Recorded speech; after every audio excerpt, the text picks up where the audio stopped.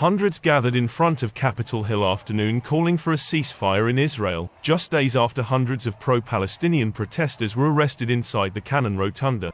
Protests Wednesday, led by Jewish Voice for Peace, similarly called for a ceasefire between Israel and Hamas. Roughly 300 protesters were arrested, as demonstrators continued on to protest in front of the Israeli embassy. Protesters marched to the White House in Washington, D.C., calling for a ceasefire on the 14th day of the conflict between Israel and Hamas. The peaceful protest started with prayer. They then marched from the Capitol building area to the White House, some chanting, "Biden, Biden, you can't hide." Protesters called on American political leaders to stop funding war efforts in Israel, barely 24 hours after President Joe Biden's speech calling for more $100 billion in support for Israel and Ukraine. The event was permitted for around 500 people and included mostly members of the Palestinian or Islamic community calling for a ceasefire.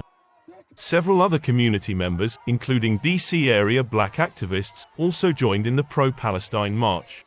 Some protesters said that even if you do not know the history between Palestine and Israel, they believe calling for the bloodshed to end is what everyone should stand for. Israel has vowed to destroy Hamas after the Islamist militant group launched a shock raid from the Gaza Strip on October 7.